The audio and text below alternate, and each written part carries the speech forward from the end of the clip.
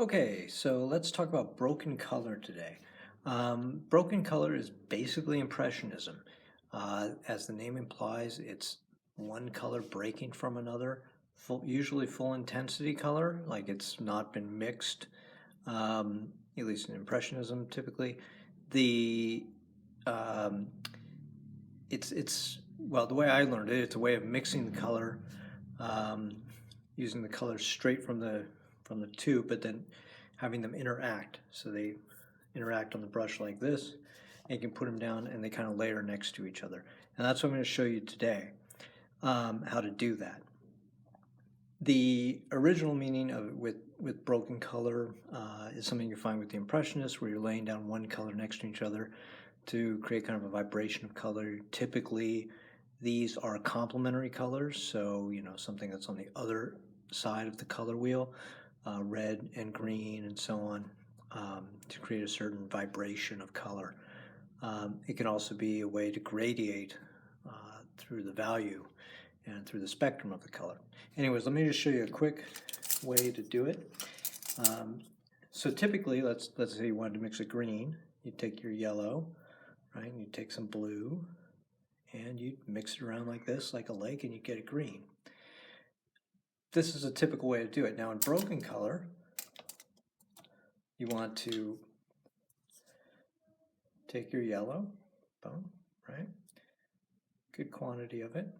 And the nice thing about mixing this way is that you don't have to worry too much. Let me adjust that camera over there. Let me do it over here. You don't have to worry too much about picking up other colors along the way, because you're going to keep it pretty pure, and you're just going to have a lot of variation sliding up and down on that bristle. So when you apply it to a paint surface, you'll get kind of a streak of different colors. Now I'm going to grab some of the blue, and rather than mixing this way, I'm going to pat up and down. Right? I'm going to grab some yellow. And you can see there's like different streaks. It's a little bit random. And I can place that, again, holding my brush like this and kind of sliding this way, sliding like that. Right? And we can get different kinds of, I don't know if you can see that, random effects in the color. So now it works okay on a brush this size. This is not a very big brush. But when you get to something this size, you can get some really interesting things.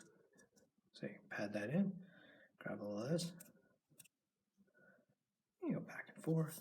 Look at that brush. It's got a lot of random stuff going on. Right? Oh. So I sometimes go like this back and forth on the brush to get it on both sides, but I didn't initially here. But you see how this can be effective. Now, you can also take this brush, and when you're putting it down, and do a really quick, streaky, kind of more flamboyant stroke. You can cross these, right, to get all kinds of different patterns. And don't worry if you get a little red in there, right? Look at that. You start to get some brownish tones going.